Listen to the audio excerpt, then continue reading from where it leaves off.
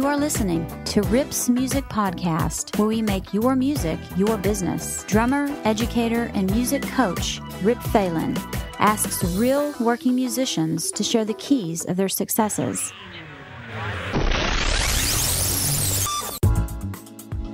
Is your desire to be a musician stronger than the resistance of others? How does lowering your rates destroy the strength of the music industry? And what can you learn from the customer service industry about making more money in music? Today, composer and educator Gabriel Batista shares his thoughts on how to make your music career more lucrative and credible.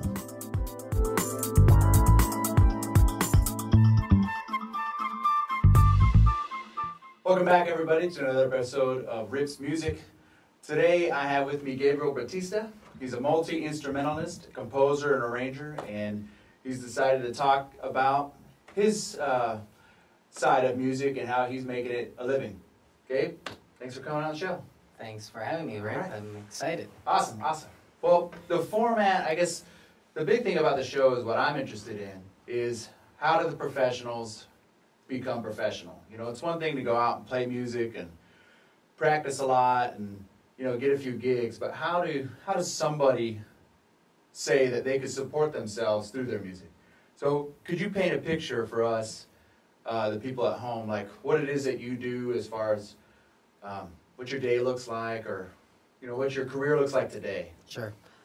Well, Rick, I think that's a concern that musicians will have at some point if they want to become professionals, but not one that is much addressed in a lesson or even in college. You know, it seems that, you know, we talk about every other aspect of music, right. but the one that will allow you to make a living. And of course, that is because in its core, music is art. Mm-hmm. And in a capitalist society, you know, selling art is a little weird. I mean, you know, you don't go about, you know, selling Mona Lisas. You know, that's not what people look forward to. You know, people don't say, well, how much is that, to figure out what something's worth or not. So it is tricky.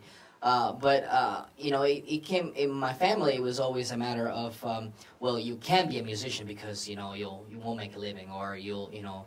And I was raised in a third world country where musicians are thought to be drunks and, you know, people with no jobs, and, you know, they thought, well, you know, you're smart enough to be a lawyer or a doctor, so that's what you should do.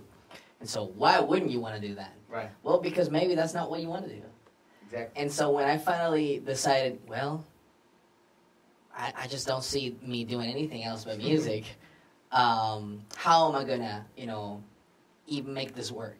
And of course, my family was immediate rejection, you know, like, oh, this is going to be terrible, it's going to be a failure. And I'm not going to lie, it hasn't been easy. Right. You know, this town is not LA or New York. Sure. You know, most of the people that I went to school with, you know, are in such towns where, you know, the market might be a little bigger. Yeah. So for me, it was a couple of things. I had an advice from a teacher I had in a community college that I went to, because my financial decisions started with that. Mm-hmm. I knew that I wasn't going to get out with a degree that paid a whole lot. Sure. So I couldn't go into debt. Right. You know, that would be stupid. Yeah. You know, to get out of college, you know, with a $50,000 debt and you know, not making $20 a year, that would be dumb. So I started trying to make financial decisions from the get-go. Okay. So before I went to college, I said, what's the best way I can go to college? Sure. You know, so I got a hold of any scholarship that I could, apply to any grant that I could, anything that allowed me to, you know, to get a little more into school. I also worked a lot during college, and sometimes I would only take the classes that I could pay for. Sure, right. And so one of the things I decided to do was I'm going to go to community college, and I'm going to get all my basics there, so I don't have to pay premium price for the same kind of thing, right? And in one of those, a lady, actually I didn't even take lessons from her. She was a pianist there, and she kind of saw me back and forth, and at that time I was like, you know, practicing like 4 or 5 different instruments and doing all kinds of different stuff. And she stopped me in the hall one time, and she said, "You really want to make a living at this, don't you?" And I said, well, yeah, I mean, hopefully that's what I do. And she says, "I only have one advice for you. Hmm. She said, do as much as you can. Really? And she says, and I think you're doing that. But I want to stress that point. Be able to be proficient as much stuff as you can be proficient at. And that advice really has carried on. I mean, I sort of knew that's what I wanted to do, really more out of desire, more out of boredom. I couldn't really settle for one thing. I couldn't just sit, in a practice room and practice the same instrument Right. for 10 hours. That wasn't the kind of person. Of course, that eventually led me to a composition degree, Sure, yeah, so that I could be more flexible in that way. But at that time, I just thought, well, I tried this, and when I get tired, I try that, and so when she said that, I thought, man, there's an advice, Sure.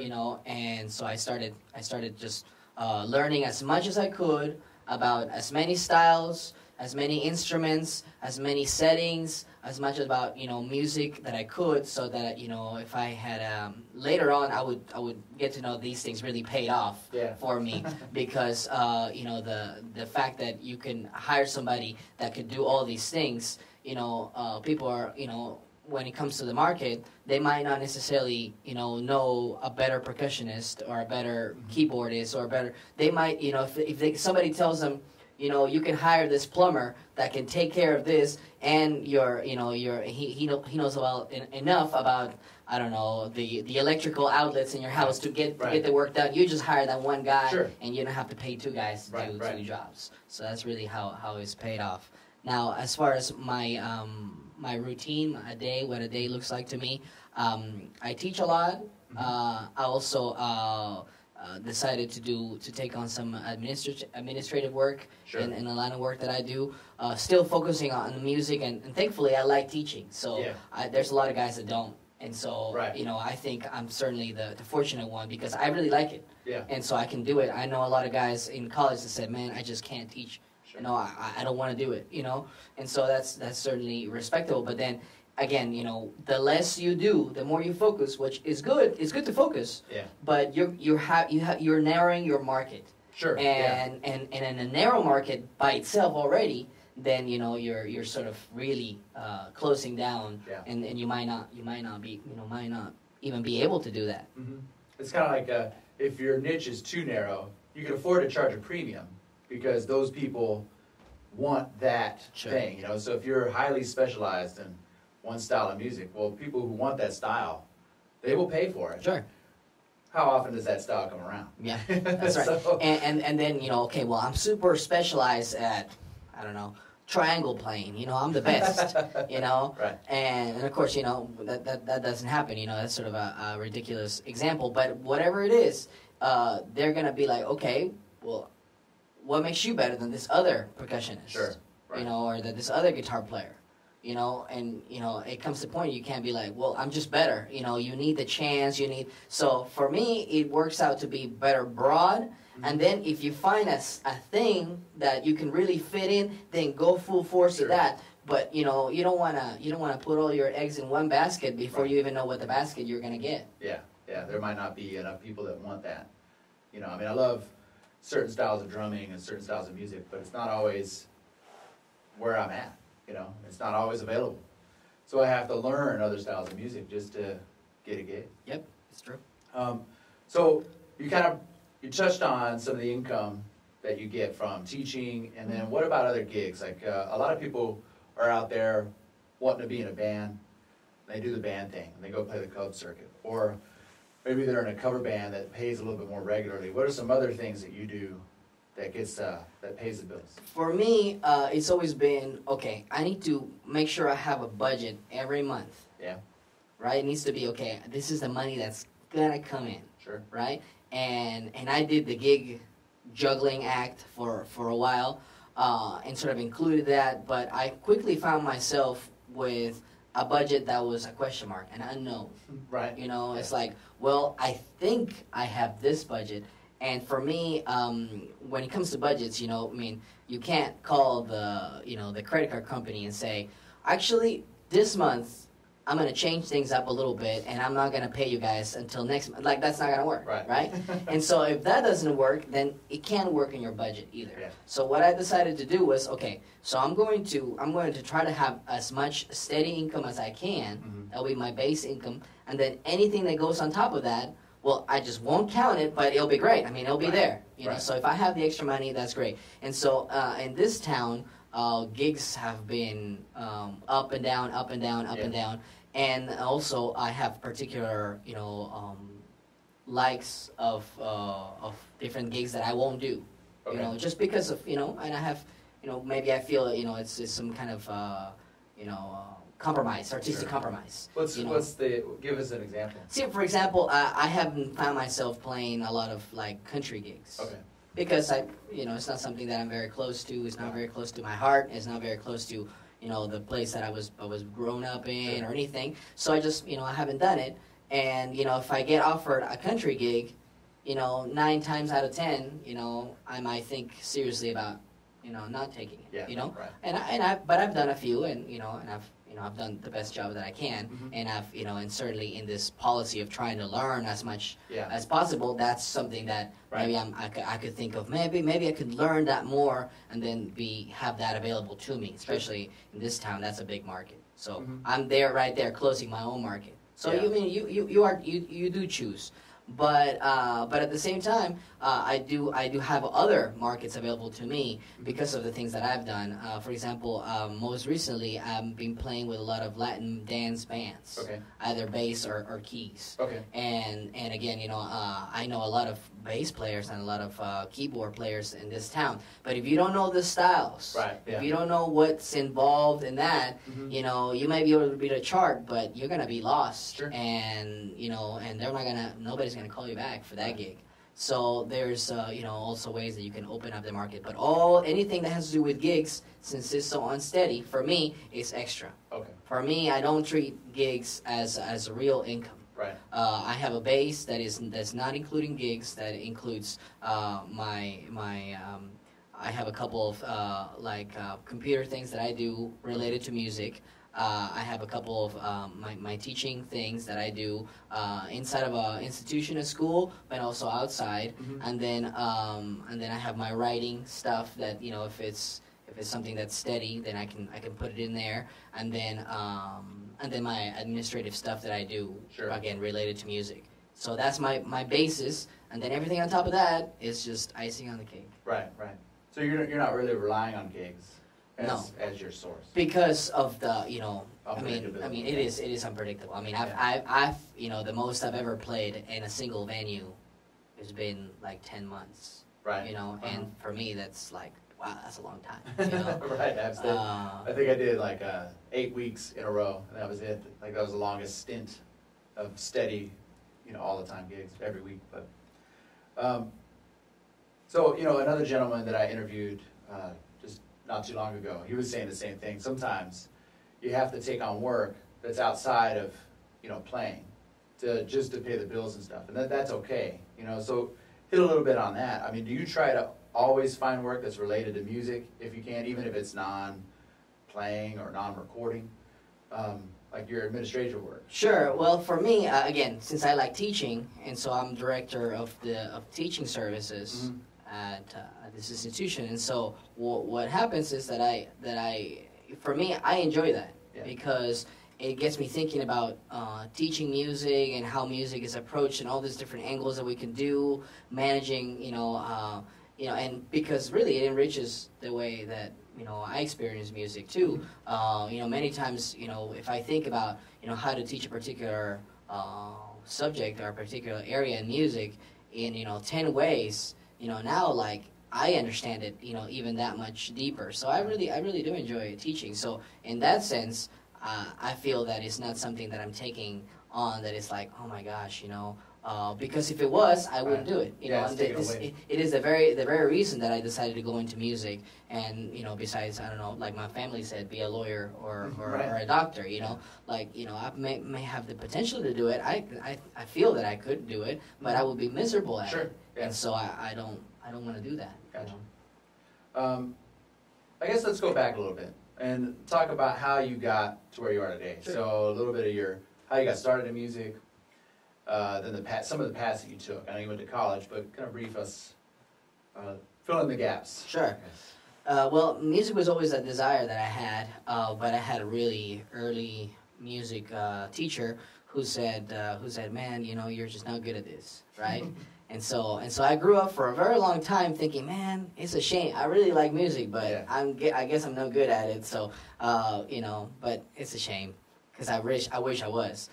Eventually, that desire though overcame. I said, well, who cares if I'm not good at it? I'm just gonna do it. Right. And then, you know, I came to find out that maybe he didn't like me, or maybe that's not what he meant, and me as a kid, I took it that way. Whatever it was, right? Whatever it was wrong. And that I could do it. I could play music. I could be a musician.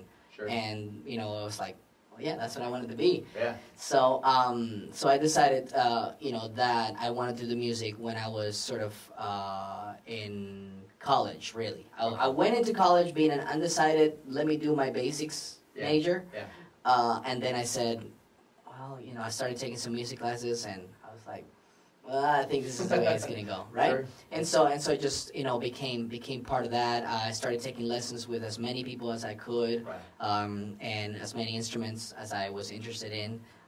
Some of the teachers, I took percussion and bass lessons from this guy from Cuba.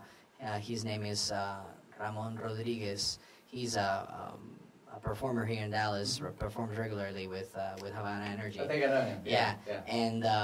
And he and when I called him, I said, I wanted to take lessons from you with this and that, and I also want to learn this. And he was like, whoa, hold on.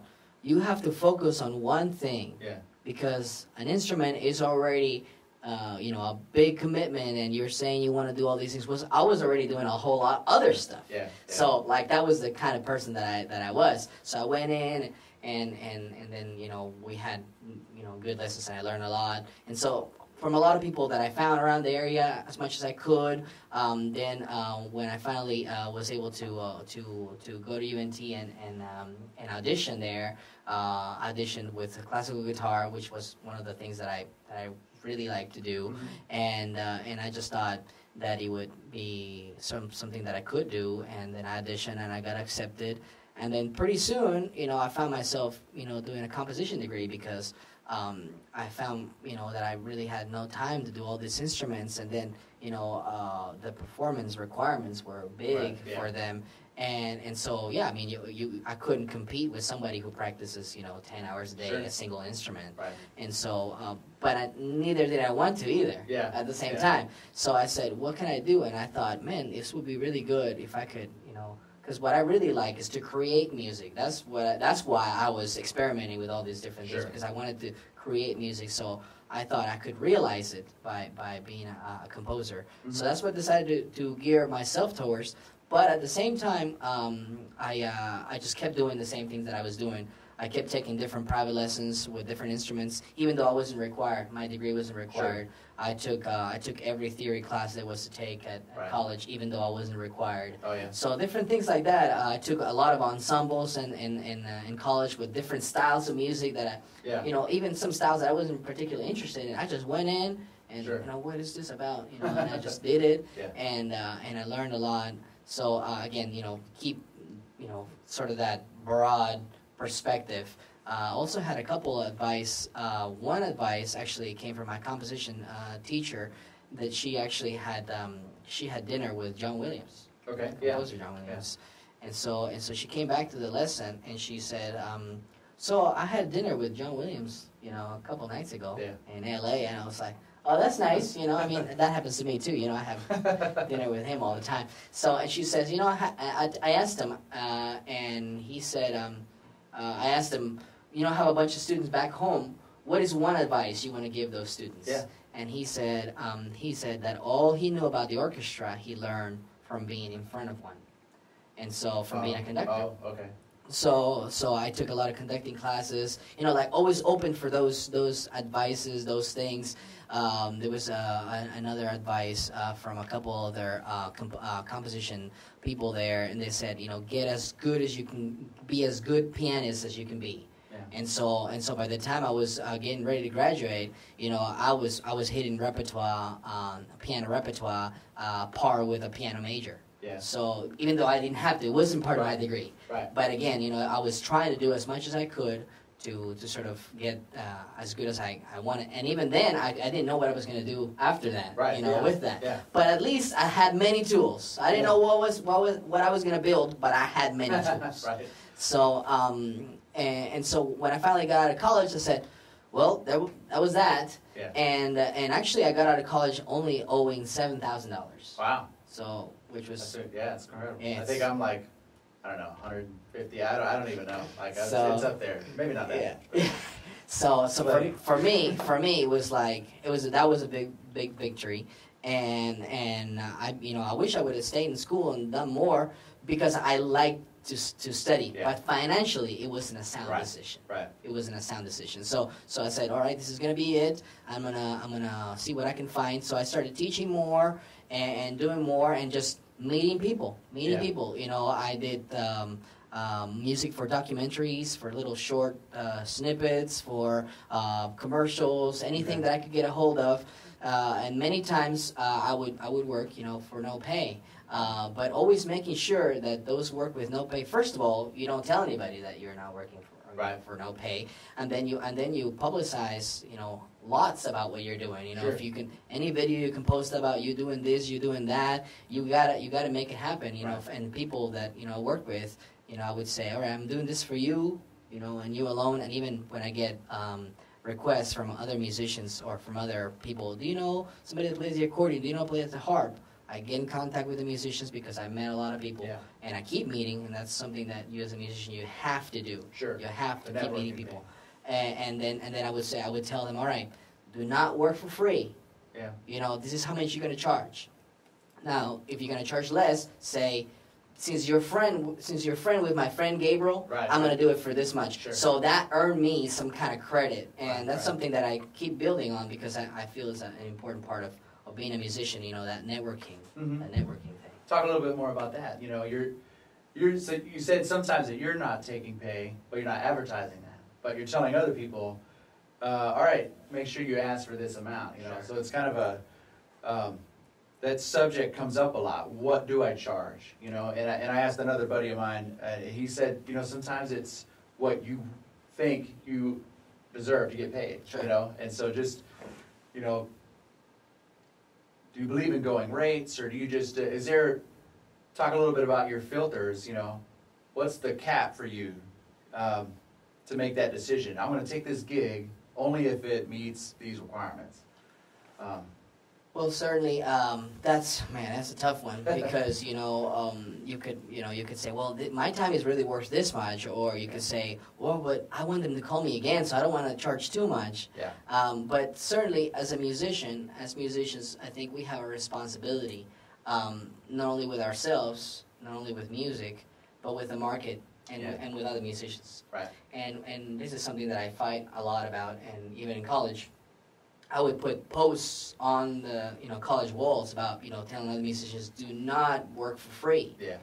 Because you hurt everybody. Yeah. And I would get hate little writings on it. Well, I don't need the money, or I don't care who are you to tell me. And I just don't understand. What's so hard. Because to understand that if you don't charge, then you're lowering the market for everybody else. Yeah. The right way to get a gig is not to say to the bar owner, well, I can charge less. Mm-hmm. And that has been being done, and that continues to be done. And that's a really bad idea. Right. That's a really bad idea. And so we have a responsibility to each other, and I take that responsibility seriously. Mm-hmm. And which sounds kind of ridiculous because I just said that sometimes I work for free. And so let me explain. Yeah. And it's always with the view of, and that's exactly why I can work for free, but I tell others, hey, you got to charge, right. Because before I never say I'm going to work for free. Yeah. It's always, all right, so what is the budget? I always go in saying, what's the budget, Mm-hmm. So I always go in, never expecting, well, let's see how little I can get paid. No, Yeah. I'm going to go up, and then I'm going to go down from there. Yeah. And even though it's zero, remember, nothing is ever free. Right. Yeah. Right, so it has cost something. So I always say, all right, well, this is what I need. If I'm gonna work, if I'm gonna do this, I never say I'll do it for free. If I'm gonna do this, this is what I need in return. Yeah, right. Right, and so what is it? Is it a video? like a full-length video, Right. or a full-length credit or something on my resume that I can put, or a reference, or it's always something. You always want to.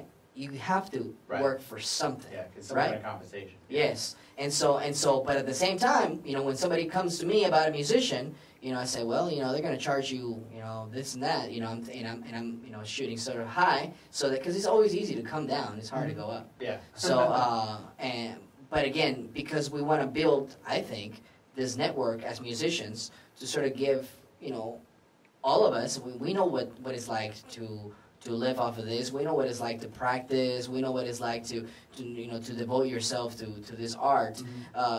For you to be selling yourself short and then selling your colleagues short. Right. That's really no way to behave, and that's sort of disrespectful in my view. Yeah. So I always try to do as much as I can to impress upon all those who are going to be paying, whatever they are, producers or people who are throwing events, that music costs money, and I have done work for no monetary pay, but it's never been free. Sure. And I have turned down gigs that have not met those expectations. Right. So there are a lot of stuff that I've set my bar, and my bar just stays. And then many gigs I turn down, because they don't meet this, they don't meet that, and hopefully I think I'm benefiting that. Right. When somebody thinks I'm gonna hire a band, this is the amount that should be crossing their head, and not, all right, how can I get this for free? Right. You know. Yeah, I was listening to another podcast. They were saying the same thing about, some gigs or some events, they have a budget. These people that aren't running clubs and stuff like that, they're out there for the city. They've got to do some kind of festival or whatever, and they have an entertainment budget. And so they're there with this X amount of dollars. And the guy who wins is the guy who goes, what is your budget? Like you just said, instead of saying, oh, well, our rate is this amount, and instead just, what's your music budget? What's your entertainment budget? And then they can always negotiate underneath that. Sure. Instead of, oh, we'll do it for $100 a person, and they could have done it for $1,000 a person. It's true. It's true. Yeah, you never know, and depending on who you deal with, that's what you want. Yeah. You can't wait until you get, the gig in City Hall to start behaving professionally and to start charging professionally. Sure. You have to do that from the minute you walk out of your door. Mm-hmm. Your Facebook page has to be professional. Mm-hmm. Everything about you has to be professional. You can't be, if not, then you're gonna. If you want to look like a bum and work like a bum, well, you're gonna get paid like a bum. Sure. Yeah. And so that's just what it is. And so you don't want to do that, because not only you're hurting yourself, you're also hurting your fellow musicians. So I feel that's a responsibility that we all have. And unfortunately, I just got a gig taken out by a band who said who have more members than the one that I was playing on, and and of course they're charging less. Oh yeah. And I just it's silly, and it's not it's very short-sighted, and it's bad for all of us, and it makes me sad. Yeah. I mean, there's situations where you have, I've had to learn from that through experience. Being out, like doing a gig out in South Lake, and I'm living up here in McKinney. So that's like a good 30, 40 miles both ways, and then getting only paid $80 or $50. And it's kind of like, well, that's not really worth it. There's someone closer to you that could probably do that gig. Now, what would have been smart is if I found someone who was closer that could do that gig, then my I guess my esteem would have gone up, or my view from that other person who hired me the first time. So it took me a while to learn to. Well, and it's because we just talked about it. Nobody talks about these things. Right. You sort of learn them on the go, and you're supposed to sort of have an intuition about it. But there's many people who don't know, who are lost, and I've worked personally with really good musicians, and I'm like, where have you been? Because they maybe don't talk to the people the right way. They don't know the right people. They don't know how to know the right people. Yeah. So it's like, well, you have to talk. You have to be seen. You have to, put yourself out there again in a professional manner. so that people say I'm trying to build that too with people who hire me, and I've been been mentioned before in conversations where they say, oh, who knows a musician for anything you need? Call Gabe, he'll know. Right. And that's sort of what I want. Mm-hmm. And even if they call me right there and nothing really pops to mind, I say, give me a minute, I'll find somebody. And sure. I can find somebody. Yeah. And then I give them, that the whole, behind the scenes spiel. Okay, right. This is what you're gonna do. You're gonna charge this much. You're gonna do blah blah blah. And you will look good because you're super recommended. I'm gonna make you look good. Yeah. You're gonna go in. People are gonna think you're the best drummer, saxophonist, violinist in the world, right? And then you're gonna make me look good by the things you're gonna say. Gabe really spoke highly about this project. Cool. So I'm going to make it for this much, just because Gabe, and he's my good friend, and blah blah blah. So everybody's like, oh, this is great. We just got with the right person at the right time, just like any other business, and so that's what you want. So is some of this stuff that you're talking about anything that you've learned from a non-musical source, like maybe a book that you picked up or a class you took, or something that you read? Not really. I mean, I guess I worked a lot in other businesses when I was in college. I was a waiter, and I worked in retail, and I did this managerial stuff, in food industry, and I don't know. I guess a customer service industry maybe touched me a little bit in that sense, and so that sort of helped me to know that people are. Not everybody's a musician, especially and when you go to somewhere like UNT and then you get in there with all the guys, it seems like everybody's a musician. Right. But then out in the world, when people pay you, people they don't really know if you played that 6/9 chord right. It's like, man, I just love those 6/9 chords he ends with. No, they just said that guitar is on time. Yeah. He's not drunk. All right. He's well cut, and that's what I'm gonna hire for my event. Sure. Because, that's what I care about. That's what people see. Yeah. And so for me, it was like, putting those worlds together. When I started putting them together, and I saw that not everybody around me put it together, right. I thought, wow, this is a real missed opportunity here. Mm-hmm. And, and again, trying to make a living off of it. So it was like, not optional. I didn't go, well, I guess I could do this. No, it was like, okay, how can I make this work? Yeah. And so it was that, and it's been a long process, and it's been difficult because there's lots of people, and every year more people graduate, so the market is flooded and further reduced because of the actions of others. Right. So it's like, we have forces inside and outside working against us. Club bar owners should be fighting to get the best bands into their clubs, and really what's happening is the bands are fighting. Sure. To get into the venues. So that's the wrong demand that you want there. Yeah. Here are the big takeaways from today's show. More so than any other occupation, being a musician is not typically seen as a stable career choice. Our well-meaning friends and family will urge us into safer ways to earn a living because they're looking out for us. But do not listen to them. Thank them for their concern and press on. One challenge is that there is no playbook for how to take charge of your career and ensure advancement in this industry. So, invent one. Forget about how difficult it is to be a musician and believe in your ability to pull it off anyways. Plus, once you start, don't stop. Be stubborn and keep working. If you don't get one gig, go find another. There is no end or winning in art and music. There's only the next thing that captures people's attention. There are a number of books on the subject of artists overcoming resistance. My favorites are The War of Art and Do the Work by Stephen Pressfield, along with The Icarus Deception by Seth Godin. Number 2, budgeting. Gabriel knew not to go into debt early in his education. Follow his lead and do the extra work of getting scholarships and grants. Take only the classes that you can afford. The great thing about being a musician is that we don't need a university diploma to be a great musician. It still takes training and study and discipline. Take only the income that consistently shows up month to month in consideration when doing your budget.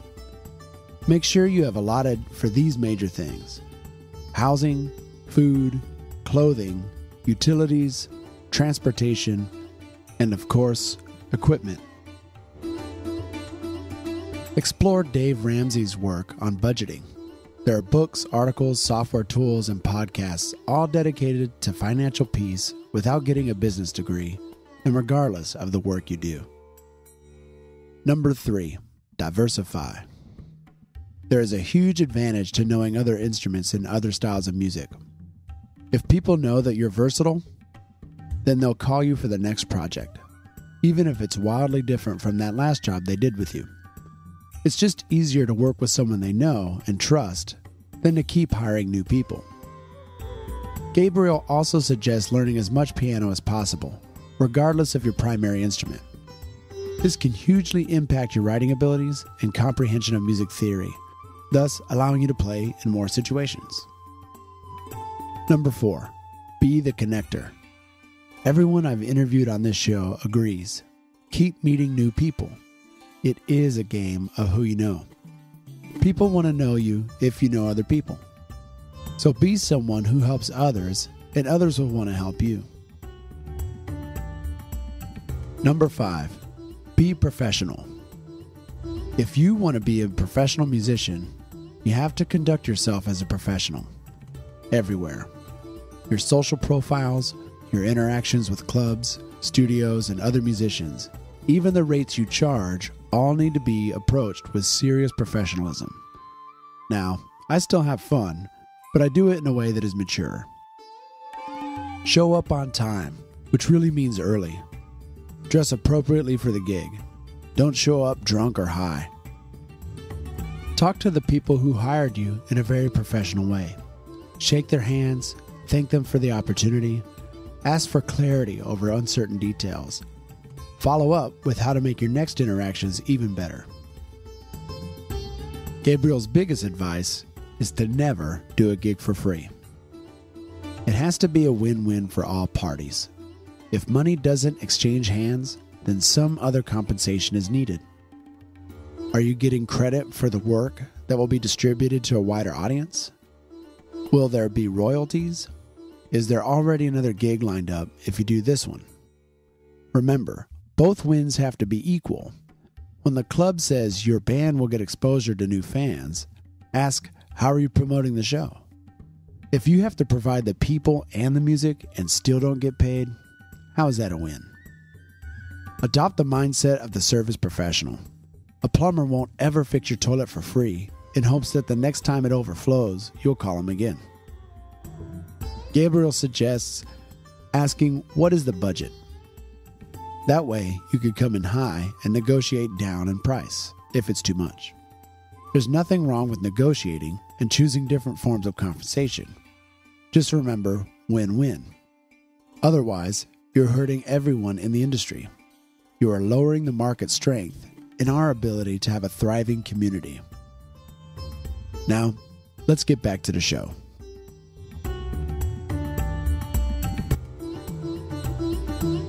And so it's silly, but again, a lot of musicians are not, economists. They're not. They don't even sit down and think about the market, but they should. Right. Because a lot. If you think about any other business, dentists, for example, what they care about is your teeth. But how much do dentists care about commercials and playgrounds and music? Sure. In their in the environment, we give you wine. We give you why? Why are they doing that? Right. Because they want to get in with the best customer service. Yeah. And so they should care about teeth first and foremost. Right. I want them to do a good job. But they start doing all this to cater to their market and to attract people to their place. Man, that guy, he tells the best jokes. I mean, you wouldn't believe it, but there's people who actually can pick a dentist over another dentist because they like the way his hair is, or the playground that you can put your kid in there. Man, that's just great because now I don't have to leave it with anybody. I mean, things like that really make a difference. Sure. And so we as musicians, we just say, well, shouldn't we do the same? At the very least, be professional, behave professionally, charge professionally. At the very least. Yeah. It's funny. I know you got to go, but. It's almost like a lot of people think that we're the experts, so we deserve compensation for all those years of study that I've done and all those hours in the practice room. Sure. You know, so it should just come to me. Yes. And instead of going, you know, we're in the way of our own product that we're trying to, you know, sell to someone else. So the people out there, the audience or the listeners or the club owners or anyone who's going to buy music or pay us to play music, we're actually in the way of all that. And so if we can think about, how do I make this so easy for someone to consume what I have, that they're glad to say, oh man, that was great. You just made it really easy for me to hear something cool. Yep. Made it really easy for me to work with you. Or you made it really easy to put on this event. Sure. Because I didn't have to do anything. You just, you know, it's an attitude, yeah, perspective. And you're right, it's not taught in school, which is the reason I'm doing this podcast. Sure. You know? So how can we start thinking about that in more of a professional way? And well, I'm interested to continue your conversation. So maybe we'll invite you for another time. Sure, and sounds great. We'll go deeper into some other stuff. And so where can we find you on the web to find out more about you?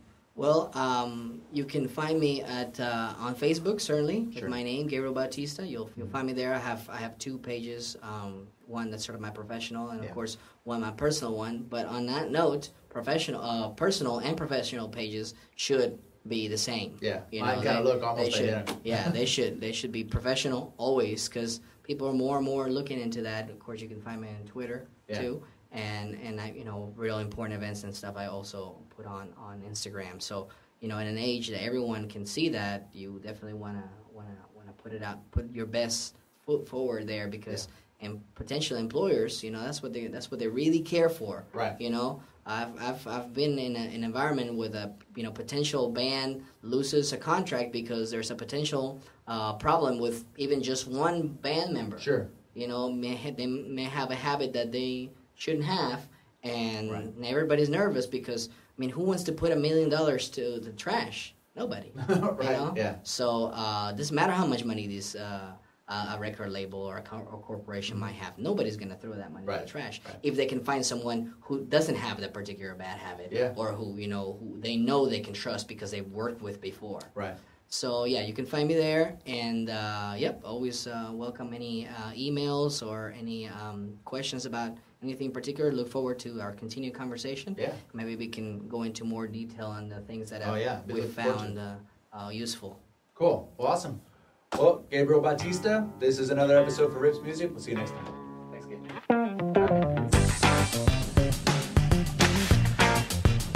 Do you have a question about being a pro musician? Leave a comment and I'll include it in an upcoming episode. And please, tell me what you think of the show. Be sure to subscribe to my channel so you never miss an episode. Go to ripsmusic.com for show notes and resources. There you can find links to all my social media. And thanks for listening.